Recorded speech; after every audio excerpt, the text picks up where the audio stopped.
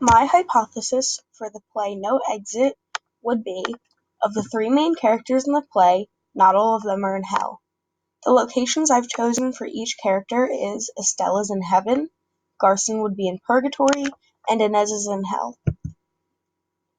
For Estelle, the hypothesis would be, if Estelle is in heaven, then Garson is in purgatory and Inez is in hell.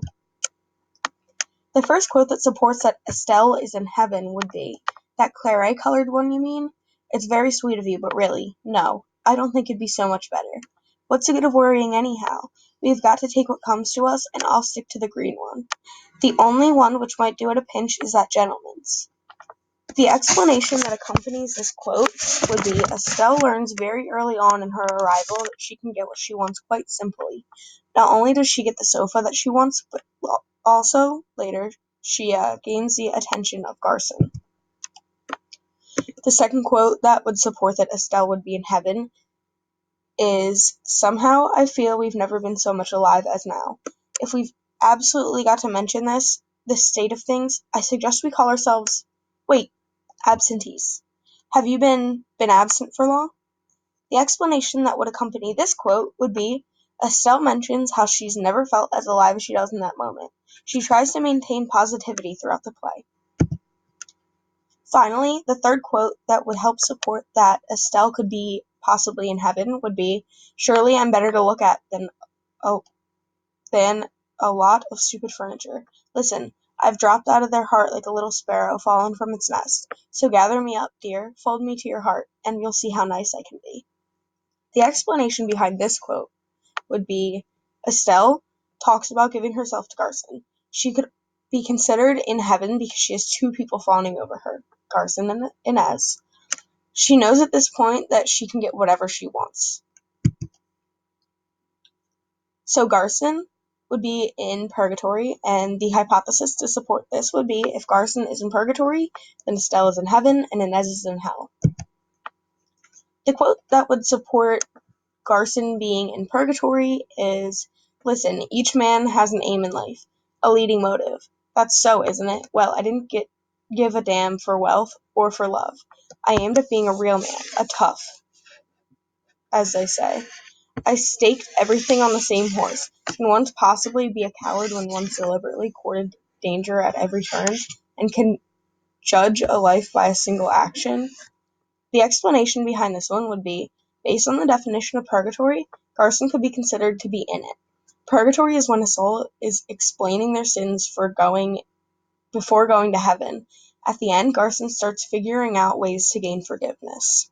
The second quote that would possibly show that Garson could be in purgatory would be, well, I, anyhow, can feel sorry for you too. Look at me, we're naked right through, and I can see into your heart. That's one link between us.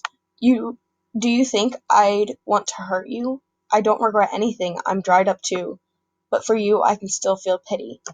The explanation behind this one would be that Garson feels as though he is naked, emotionally. He's being evaluated and he feels stuck up and dried up. The third quote that would support that Garson could possibly be in purgatory would be, you won't catch anything. We're chasing after each other round and round in a vicious circle, like the horses on a roundabout. That's part of their plan, of course. Drop it, Inez. Open your hands and let go of everything. The explanation that could support this would be, Garson is talking about feeling as though he will never change his course. He is stuck in a cycle. He tells Inez to drop everything and just let go of her problems. He already has, because he's already in purgatory. He is in the waiting portion of his afterlife. Inez. If Inez is in hell, then Estelle is in heaven, and Garson would be in purgatory. The first quote that could support that Inez would be in hell would be, so I'm done with Earth, it seems. No more alibis for me. I feel so empty, desiccated, really dead at last. All of me is here in this room. The explanation behind this one would be that Inez realizes that she has nothing left except for this room. This causes her to feel empty and finally actually dead. This could be a painful experience, and she could be considered to be in hell due to the amount of angst that she could possibly be feeling. The second quote that would support her being in hell would be, "It's no use, I'm all dried up, and I can't give and I can't receive. How could I help you, a dead twig ready for the burning?" Inez feels as though she is ready to burn. She doesn't want to try to get better or feel better about her situation. She has just already accepted the fact that she is in hell. She's given up her hope. And finally, the third quote that would support that Inez could possibly be in hell would be, "Do I look like the sort of person who lets go? I know it's coming to me. I'm going to burn, and it's to last forever. Yes, I know everything. But do you think I'll let go? I'll catch her. She'll see you through my eyes as Florence saw that other man. What's the good of trying to enlist my sympathy?" The explanation behind this one would be, in this quote, Inez is talking to Garson about stealing Estelle away from him. Not only does she accept her fate of already being in hell, she is also alone, stuck to watch Garson and Estelle be together forever. This creates a jealousy that she doesn't want to give up her sympathy to Garson.